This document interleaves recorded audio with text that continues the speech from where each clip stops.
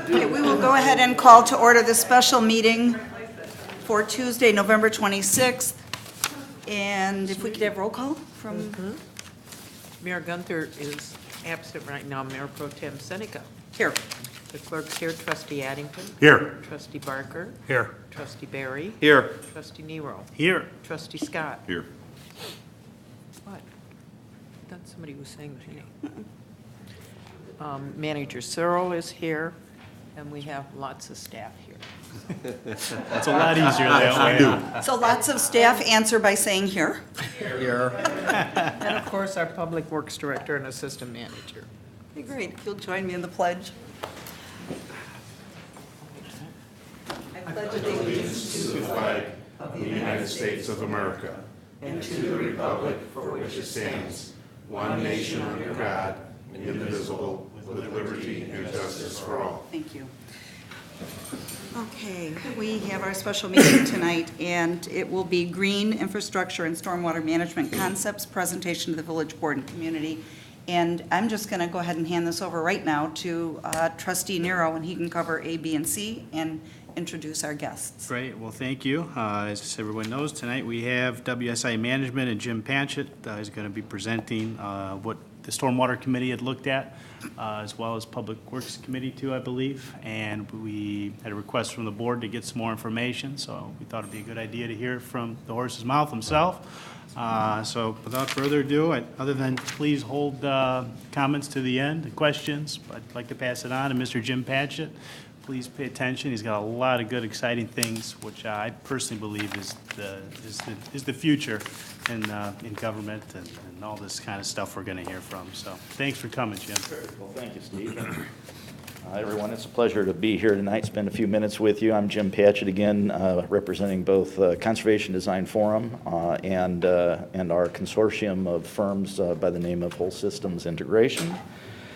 We are here to share a little bit about some of the kinds of green infrastructure opportunities that many communities are starting to incorporate into their public as well as private sector land uses.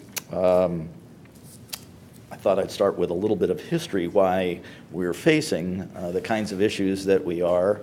And there isn't a community, certainly in the Chicagoland area or not many other places throughout the Midwest or across the country, that isn't facing issues with flooding at unprecedented magnitudes and frequencies. And I think we're finally coming to the grasp that conventional stormwater engineering practices by themselves do not really provide us a solution.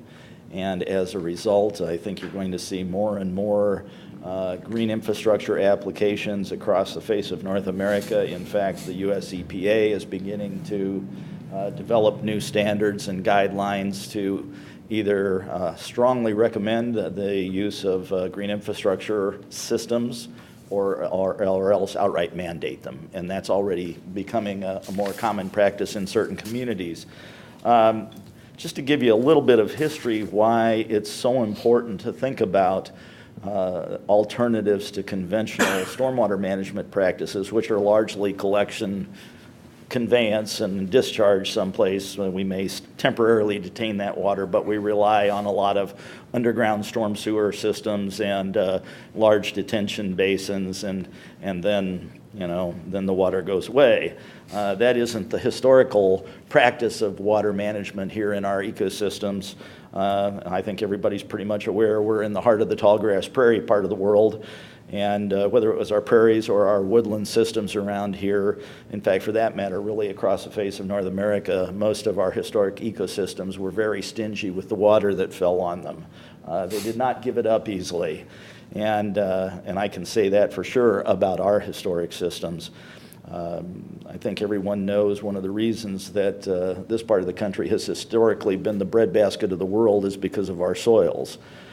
Very, very deep, rich, organic, soils formed through several thousand years of evolution and carbon cycling as a result of prairie ecosystems with these massive root systems photosynthesizing and collecting and absorbing carbon down into our soils and then slowly converting that into soil organic carbon with very high organic content, a lot of root system, and so you had this very deep, rich, spongy soil that could absorb water as fast as it fell out of the sky. Now, we also live in a part of the country where our overall precipitation totals on an annual basis equal the amount that evaporates back into the atmosphere. So the fact that we received condensate waters on a daily basis kept that water always moist, kept the system moist, kept water moving down through. And so historically, three things tended to happen because most of our water would work its way from rainfall right down into that soil and get caught there, and it would end up evaporating or transpiring through the leaves back into the atmosphere. Of course, we were also affected by gravity and underwater movement, lateral movement of water, and then finally the whole of the landscape was very effective at essentially absorbing and recharging our aquifers on a daily basis, and certainly every time we got a good solid rainfall. Runoff across the surface of the land really only existed in a spring snowmelt or in snowmelt scenarios where the ground was frozen and you had a thaw and the water had no place to go except either pond at the surface or run downhill.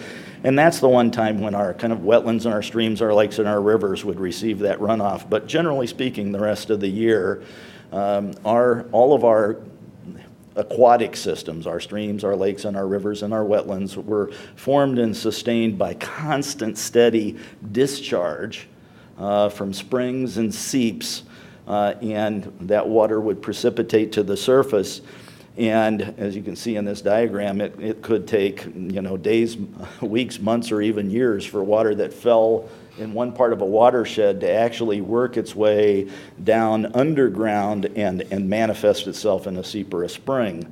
One of the attributes of that process is the fact that virtually all of our aquatic organisms, and our terrestrial organisms for that matter, as it relates to hydrology, are adapted to this kind of steady, stable groundwater flow, very stable hydrology, very stable water temperatures and chemistry. That water would discharge from the ground 365 days a year at 54 to 55 degrees. That's, the stable mass of the earth. That's geothermal design. It's tapping into that stable mass of the earth. And so out of the approximately 1,000 native species of plants that we have here, say in DuPage County, about 500 of them are adapted to some kind of wetland or aquatic habitat. And all of those plants are only adapted, have a long-term ancient genetic history of adaptation to these kinds of wet discharge zones or aquatic systems formed and sustained by this kind of stable groundwater hydrology. That's something that I actually learned about 25 years ago from Dr. Gerald Wilhelm, who was at that time with the Morton Arboretum. I was working on wetland mitigation sites that I just couldn't, none of the native plants would persist after a year or two, and he simply told me I broke the law. I broke the botanical law.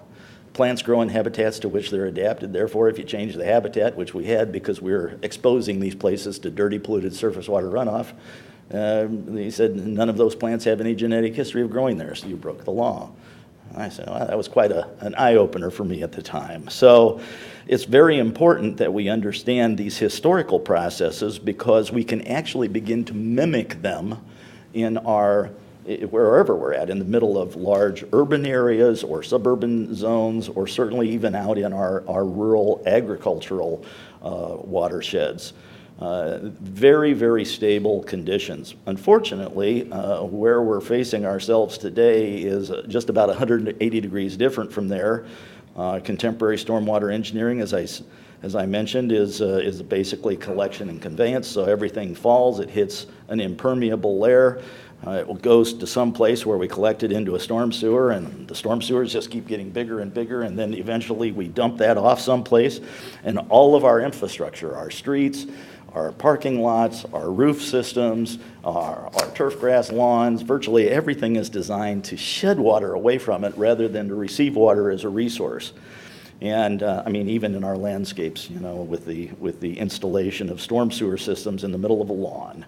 And of course, we have our detention basins, which when you take 10 to 15% of your property for a hole in the ground that you're dumping all of your water in, now carrying all of the constituents that come along with it, and fertilizers, herbicides, pesticides, greases, oil, salt, and everything else, these places become very unstable, and therefore we often put fences around them. Sometimes it's a very high-quality piece of property. We put a really nice fence around that. I call that the water in jail syndrome. But these are places that aren't for people. They're just for dirty, polluted water, mosquitoes, and a few geese.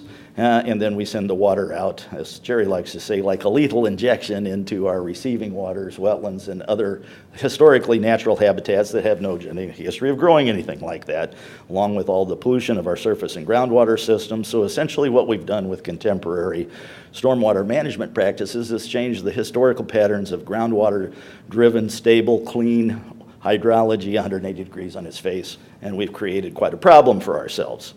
We often blame it on the rain as if we had nothing to do with it. And of course, now we're seeing episodic events and the flood of 1993. Never could that happen again. Of course, it happened again in 2001, and then 2008, and then 2010, 2011, 2013. We have massive magnitude and frequency of floods unheard of. And when it rains, we're overwhelmed by it. And when it doesn't rain for a while, the other problem is now creeping up. We've so completely eliminated our own groundwater reserves that there's nothing left to sustain the base flow hydrology of our streams and our rivers and our lakes and our wetlands. So we're at a constant loss, and that's part of our problem with our, you know, our groundwater reserves being sucked away, if you will. And that does not sustain itself. It's not sustainable. And then what's left over afterwards is, you know, our historical built and natural infrastructure just kind of collapsing and falling apart. And getting back to the plants growing in habitats to which they're adapted, virtually everywhere that floods fairly frequently ends up with nothing of any biodiversity left, and it pretty much turns into large hunks of weed patches along our streams and our rivers and our wetlands, dominated by a few very, very low in biodiversity species, both native and non-native species that actually can tolerate such conditions, and basically the rest of all of our biodiversity has defaulted away. So it's really not good behavior. As I mentioned, there are a number of emerging policies at the national level, state and local levels, and I know the community and the Stormwater Committee, who we've been working with, is currently looking at the possibility of a stormwater utility here in the community. There have been a number of communities that have very successfully implemented similar types of stormwater utilities and made them an incentive-based utility program, so it really does promote on-site absorption and reduction of runoff leaving properties. But there are a variety of green infrastructure strategies that are available to us, particularly in urban areas, whether it's green roof systems. We were the original designers of the Chicago City Hall green roof and have worked on many, many other green roof projects since that time. You know, water management benefits, energy benefits for green roof systems, and I could talk a lot at length about all of these, but I won't get into that. We'll just do a quick overview tonight. Obviously, a variety of pavement systems that are available for whether it's porous asphalts and concretes or modular systems like you see here. Integrated bioretention so that our landscape zones become very effective at absorbing water as part of the overall integrated package of systems. Ancient technologies like groundwater harvesting and reuse. I mean, I can tell you that there's probably not a home here in Westmont built before 1930 that doesn't have a cistern built along with it. Our ancestors were very conservative with their water, and they made sure when they built a home that they had a place to capture rainwater so that they could reutilize it. And so we're seeing these kinds of technologies employed, like on the left in this image, at a more industrial scale, right down to the concept of rain barrels or going back in and hooking back up your cistern at home. We've been working a lot over the last couple of decades on biological wastewater treatment systems and then integrating them with rainwater harvesting and reuse. It's kind of the whole concept of eliminating waste. And finally, the integration of native landscape systems, something that the Park District has been doing here for a number of years for a variety of benefits, including maintenance reduction, runoff reduction, and improving biodiversity and the beauty of some of the parks. There really isn't anywhere that we can't apply these technologies, and one of the things that as communities we're starting to really try to figure out how to truly solve some of these problems. Portland was really one of the first that took a broad view, and this is back in the early 2000s. They did an overall community study and realized that over 50% of the entire city was in public rights-of-way, their streets and public rights-of-way. And they were trying to figure out, well, how are we going to implement any kind of meaningful solution? We need more land. And then they realized they had probably as much land as they needed to make quite an improvement in their overall stormwater management. And that started to lead other communities to think about this. Well, after the floods of 2008, and actually even before the floods of 2008, we were already working in Iowa with the Iowa Economic Development Authority to design the first pilot Green Street community in the state. It was a new program that they were instituting as part of their Main Street USA program. And they were looking at economic development and revitalization in their historic downtowns across the state, and they thought that if they expanded the program beyond just historic building facade restoration and some of the other economic incentives to be more of a holistic kind of environmental benefit with it as well, that it could further, it could hopefully solve a few of these problems associated with flooding and water quality degradation and loss of biodiversity, but at the same time kind of revitalize the communities from a build it and they will come concept. But at the same time that we were working on the West Union, which was about 50 miles east of Charles City, Iowa, and I'll show that project in just a moment, we were also contacted by the village manager of Charles City, Iowa, which is a community of about 10,000 along the Cedar River, and they, of course, were devastated in the floods of 2008, just like many other communities in central and eastern Iowa. Iowa City, Cedar Rapids saw unprecedented flooding.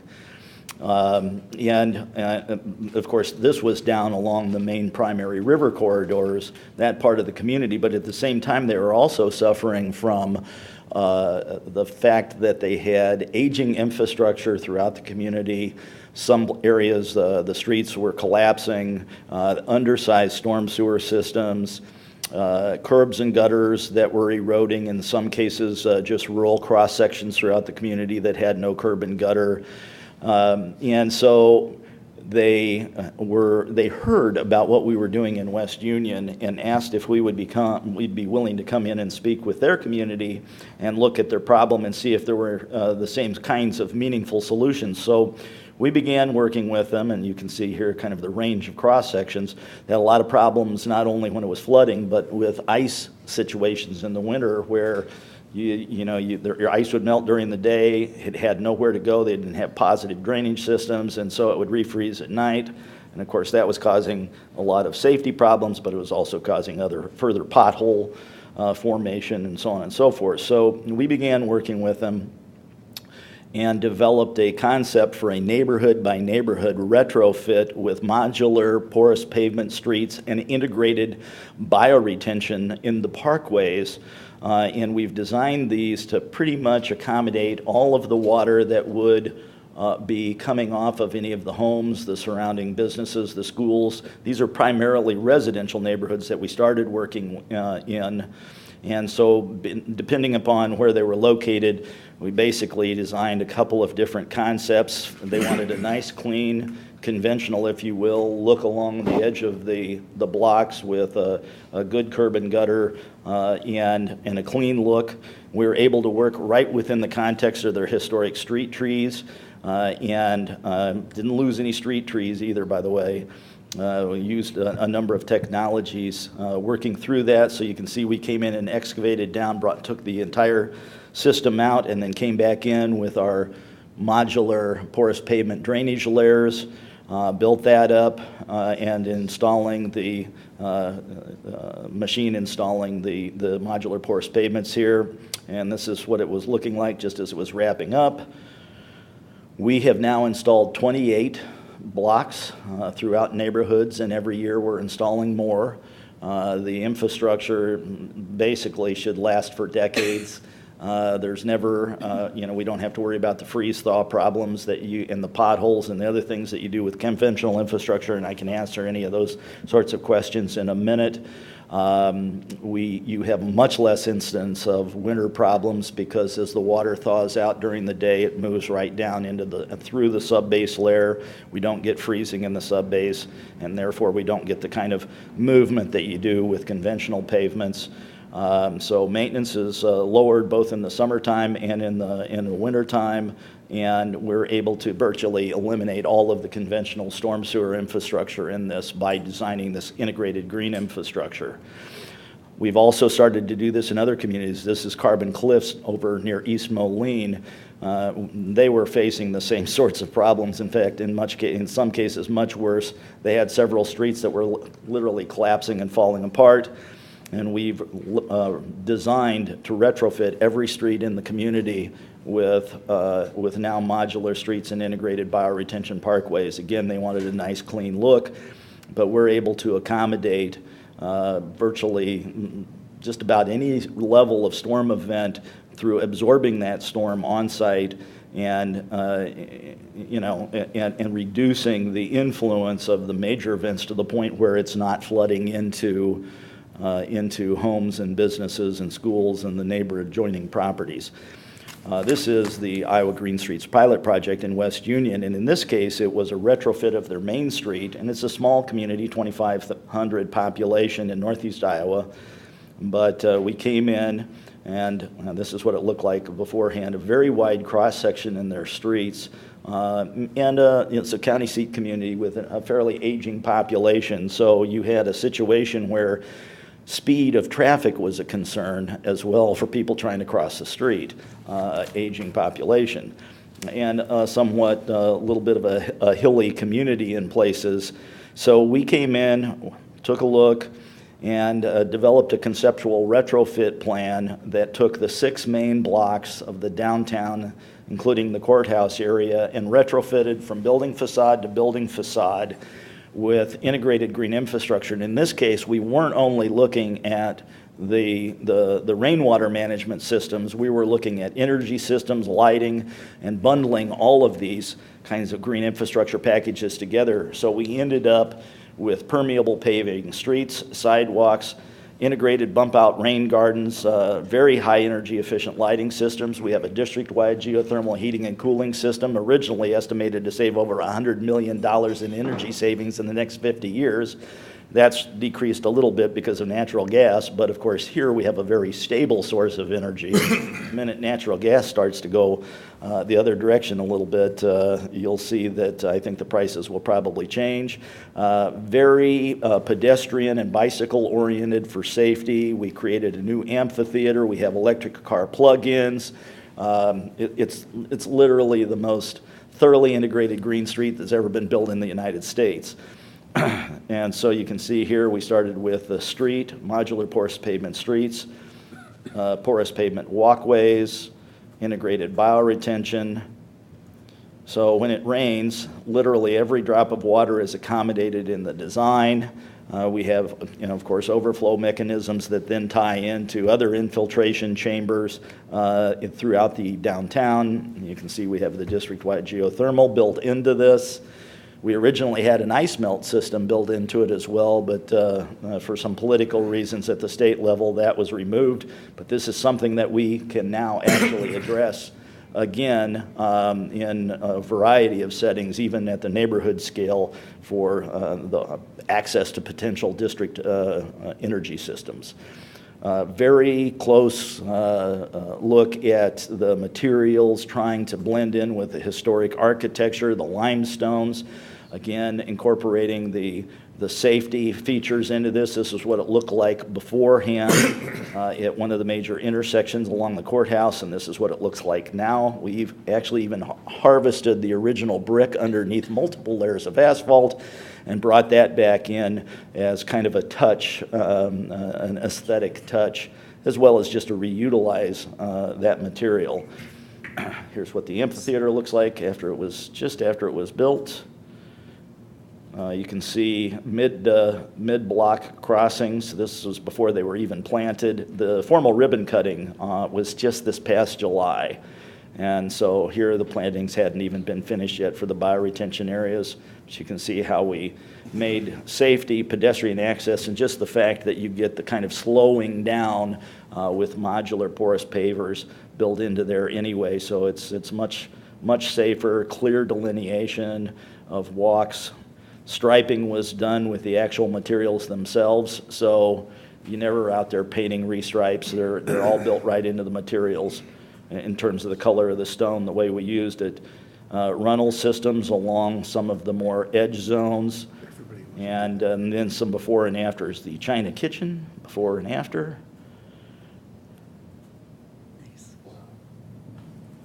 Of course, we blended it back in out of the downtown into the more conventional pavement systems.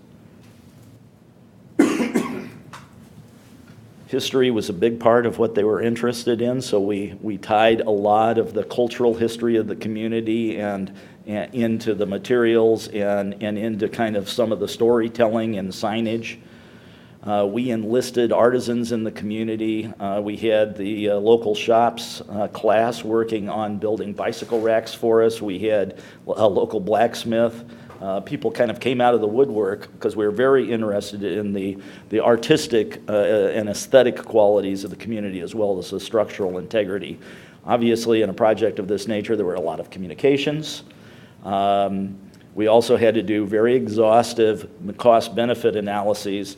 So if we were looking at removing one street system and putting in all new utilities, water, sanitary, so on and so forth, we had to look, not looking at any other things, no grants or anything else, but if we didn't get one penny of additional assistance, how long would it take? In this case, it was about a 15-year payback before the system would have been completely paid back in terms of versus a conventional pavement system. So, but where we're really excited about it is the fact that we started looking at the lighting systems, the energy systems. The return on investment starts becoming more and more rapid as you bundle these technologies together. And of course, the fact that green infrastructure provides so many benefits beyond just moving water around that it makes you eligible for a much wider variety of state and federal grants that most conventional infrastructure projects wouldn't be eligible. And that was a big part of what we were looking at here in the community. One of the reasons that they were selected as the pilot project in Iowa was the fact that they were actually getting ready to implement a completely new infrastructure project in their downtown. They needed new streets, they needed new sidewalks, they needed new water, they needed sanitary. And so they kind of, when they were approached from the Department of Economic Development, they said, sure, we'll listen to it. And so their original project was valued at probably about $4.5 to $5 million build out. Well, doing everything that we've done here, the total cost went up to about $9.5 million.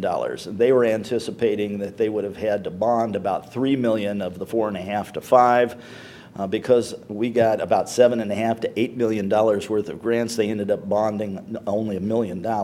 So it's actually saved them money, and now they have infrastructure that's going to last for decades with much less maintenance. And of course, one of the other attributes is now there are actually businesses that have been moving back into the community because there's just been so much recognition about it at a national level, even at an international level. And they know that they can get a reliable source of energy. They have brand new infrastructure. And so the Iowa Economic Development Authority has actually been doing a study now since this was in its conceptual stage to be able to document the economic benefits associated with the project. And that study is still ongoing. As the community, and you can see how the numbers played out here as I was talking about the different grants that we were able to pull together. Some of the other things that can be looked at, kind of the low-hanging fruit, and I know you're already doing this in the community, is just looking at your lighting systems alone. And when we come in and do analysis for communities, we look at water, we look at energy, we look at lighting, and we start to identify how all of these things can come together. And these were a couple of examples of one of our WSI partners working in Iowa with different communities where they simply came in and retrofitted all of the municipal light fixtures throughout the community, different sized communities, and the overall payback and the cost savings. I mean, the return on investment is generally within the first 2 to 3 years. In fact, in some cases, it's been less than that. And then the savings can be quite substantial on an annual basis. As you start to influence at the community level what can be done, then other things start to jump on board. And you may be familiar with the Villa Park Police Department. When we did the design in the early 2000s, we bundled green infrastructure systems, so it had integrated roof systems, porous pavements, bioretention. The fact that we were building on a 3/4 acre infill lot up next to the prairie path with no room for a conventional stormwater basin, but we didn't need one because these infiltration-based technologies working together eliminated the need for conventional detention basin. And this is something that we're doing more and more and more. We don't want detention basins. We want to be able to utilize that land. So essentially, all of the landscape, the pavement, and even the roof system were all part of that integrated stormwater management package. And you can see as it got built, we've been over to monitor after some of these massive rainfall events that we've had. To my knowledge, the storm sewer system has never been breached from the police department. None of the runoff has ever gotten into there. It's pretty much all handled and absorbed on site. This is the new expansion of the Ann Arbor Municipal Center. It's a LEED Platinum complex. A lot of these are all LEED rated projects. And we have a whole variety of means of managing water on site. But we also want to make water a visible element, and that's one of the things that we do in most of our projects. It's really a thing of beauty, a point of reconnection. And so you see these water chains and water little runnel systems, and then there's an art element up in the right-hand column, or on the upper right you'll see that's a water sculpture. These are all driven off of harvested rainwater and everything's pretty much absorbed on site. And then when the community starts to take the lead in these sorts of things, then other parts of the community start to jump on board. One of the real opportunities is in schools, in local parks. And the park district, your park district has a history of being innovative about these things anyway, but it's a wonderful opportunity to reach out to the community and actually demonstrate how different treatments within your parks and your schools and your municipal buildings and your fire stations and your police departments and your libraries and all these other things can be incorporated into the churches. This is working up in Lake Forest. We're retrofitting a historic church with a new parking lot and integrated bioretention. Right on, hospitals, Lutheran General Hospital. This is a LEED Gold project up in Park Ridge. 11-story bed tower. If you've never been there, it's really kind of an interesting project. Extensive green roof system. Curtain walls drain down into bioretention. The entry drive is porous pavement. We were able to eliminate the need for a conventional detention basin working with the MWRD. And we're able to utilize that. We have interior rooftop gardens, a healing garden, a children's play garden. It's all part of an integrated water and energy package. And then corporate and institutional campuses. Johnson Controls, this is the expansion of their campus up just north of Milwaukee. Rainwater harvesting and reuse for gray water in the buildings. I mean, there's just so many different things that we can do. Porous pavement, bioretention. This is where we use this 35,000-gallon cistern. So we harvest the rainwater and we use it for all the gray water in the buildings, all the non-potable toilet flushing, virtually everything else. Infill projects. This is Lake Cook Courts up in Highland Park, right on Lake Cook Road. 17 home infill porous pavement, rain guards, and then you start to think about, well, what can you do at your individual home sites? Well, the same sorts of things. Bioretention gardens, porous pavement driveways. This is my little driveway in Elmhurst, where I live on South Sunnyside, and I pretty much take care of about 4 different properties draining into my house. Used to go into my basement, and now they pretty much go into my porous pavement driveway. The point is, if I'm the only one that does something like this, I won't make a big difference in the community, but if everybody in the community started doing these sorts of things, and this is where your stormwater utility may come into play, the fact that you can begin to influence your own, the citizens of your community to take on these same sorts of opportunities, right on down to your local fast food restaurant. So there are just so many opportunities that can be done. One of the things that we've been doing now with WSI Management, which is a consortium of 16 firms from around the country at the moment, kind of really leaders in green design, people we've been working with for the last 10 to 20 years or more in some cases. We've come together under this consortium banner, if you will, to offer communities a more holistic approach. Design, construction, management of systems, up to 100% financing. So we've been in communication now over the last couple of months, working kind of hand in hand with the Stormwater Committee to evaluate opportunities to bring these services to Westmont. And we've developed an initial proposal for looking at some of the more severely flood-prone areas within the community. We've discussed that with the Stormwater Committee, and hopefully they'll be bringing that more to your attention in the next few weeks or the next couple of months. I know you're looking at the utility. We're going to be working with them to kind of update this proposal to possibly encompass that. And we're very excited about the opportunity that Westmont may have, if you so choose, to take this on and become maybe one of the real recognized leaders in the state and across the country in progressive water resource management strategies that benefit your community, and then looking at maybe some of the other energy and lighting opportunities that could come along with that. So that's a few of the things I just wanted to share with you very briefly. I know that was kind of quick, and I appreciate your attention, and I will answer any questions that I can answer if you have any. And otherwise, I'm sure that the Stormwater Committee and others will be back in touch shortly. Thank you. First, any questions or comments from anyone from the public? I see a few. Okay, we'll open it up to the board. We have about 20 minutes, 15, 20 minutes. There's no doubt this mentality attracts a certain type of resident to come to this community then, or to a community that's like this. Mm-hmm. And I'd be interested to find out, since it's just done in Iowa, what their population, how it changes, education-wise, community-minded-wise. I can. It'll be interesting to track the study that the Economic Development Authority is doing. There are 2 pilot Green Street projects in the state. The other one is out in western Iowa, in Woodbine, Iowa, which is not very far from Council Bluffs and Omaha.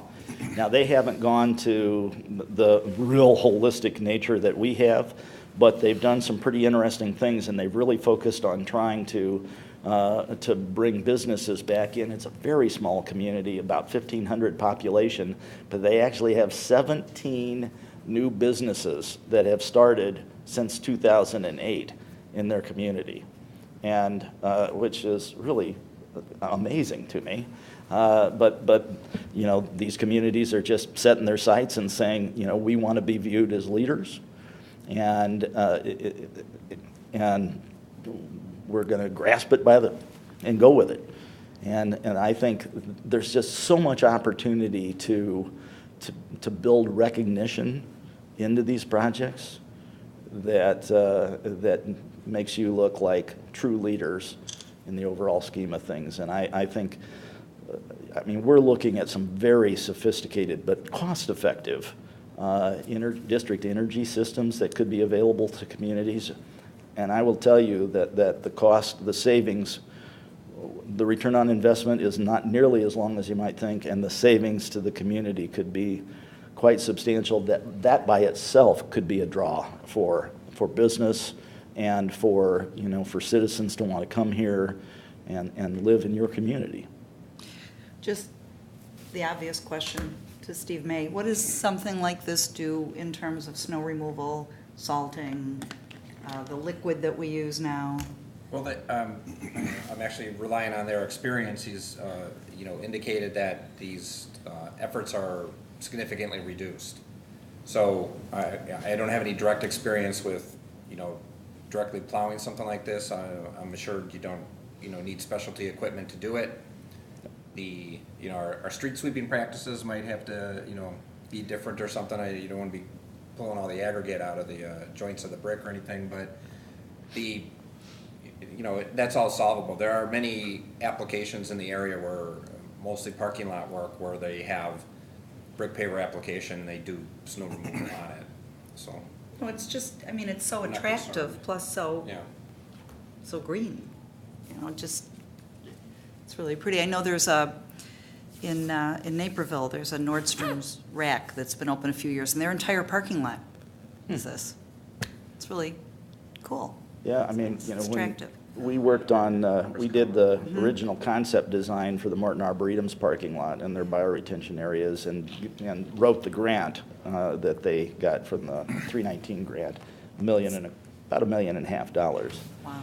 There are, the fact that you can snowplow them, but the good thing about this, from a winter maintenance standpoint, is you need less salt than you would with a conventional system. You get the snow off, and the paver units tend to warm up. They absorb the water down. It goes right through the system. It can't wick its way back up because you don't have any fines, and that's how water moves across from fine to fine to fine in a conventional pavement system, which means it starts to buckle in freeze-thaw. So, and of course, there's been enough research, even here in the upper Midwest, where the base course itself doesn't freeze. Even at 10 below zero, all you had to do was get down into the base course, and it was still above 32 degrees. So the fact that the system is so well aerated, it helps that whole process of water movement, even in the wintertime. And of course, it can breathe. Because they're interlocking paved systems. So, and then of course the other benefit is long-term maintenance. You'll never have a pothole that you have to patch.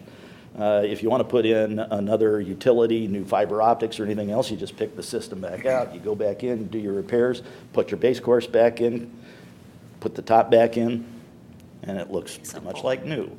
The strength of the paver units themselves are about 2.5 times that of an asphalt system. So, nothing's perfect, but this is a much, much better wintertime infrastructure solution than conventional paving and stormwater practices. How many companies are making the pavers? There are so many.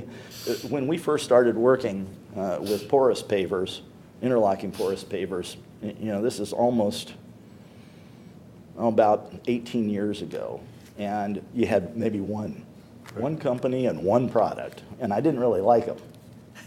There are so many companies now and so many products. I don't even know how many. And they're not even just all in modular concrete systems. Now they have literally clay, the original clay brick interlocking pavers for porous systems. And of course, there are applications where porous asphalts, porous concretes, and a variety of even kind of traditional semi things mixed together. It's, you're looking for the best solution, and we're always trying to identify exactly which suite works best in which scenario to be most cost effective and most efficient with water management. Yeah. I had two more questions. One was, is the technology there for the solar-powered LED street lighting? I can't answer that quite by myself yet, but the guys that are on our team could answer that for you, and those people will be involved if we work with the community. They'll be here right from the beginning working with me. I know that the LED systems by themselves are so much more efficient and long-lasting in terms of energy use and longevity. I don't know whether they can be completely powered efficiently yet from just solar. Yeah, we had looked at that, and the idea was to get some lights in the areas where you didn't have the wiring to do it, some dark areas. The other one is, how far would you have to go to find porous asphalt being used? Oh, I don't know how many applications there are in the Chicagoland area. I know one for sure, which is up in the Lake County Forest Preserve. There's been a porous asphalt parking lot at one of the Forest Preserve, and I can't think of the name of it, but I can find out for you right offhand. I've been there before. Is that a specialty paving company, or is that any paver? I'm sorry? Is that a specialty company that puts Oh. down porous asphalt, or any No, paving not really. contractor? It's a No. certain mixed design. Right. Yeah, That's kind yeah, of it's, any asphalt company could do it, any concrete company can do porous concrete. It's simply just how you mix your blend up. Okay. But, I can't tell you right offhand how many different companies, how many traditional asphalt companies are now offering that. We tend to use porous, interlocking porous systems just because of their flexibility for maintenance and longevity of the systems, and more structurally sound a little bit. Plus, you'd never have to worry about somebody coming out and resealing. Right. That would be something you'd worry about, is somebody accidentally went out and seal coated your porous asphalt. It'd be a little frustrating. But, It's interesting, the schools sit there and teach the kids about ecosystems and better environments to live in, and then once they get out of school, you don't see the communities that do that much about it, so there's no practice. It'd be nice if we Good at least point. took some kind of a step in the right direction to show them that it can be done. Well, that's actually one of the things that we've been working on in the communities that we're in, is working with the schools, from preschool right up through high school and into colleges and universities that are in the area. We're developing curriculums, working with different colleges where we've applied these things to develop curriculums for colleges, including research opportunities for students and faculty. There's so many learning. We've done probably more learning in our Park District work and incorporating interpretive learning, and with schools that we've worked with. But it's a great opportunity for outreach in the community, not just for the students, but for their families.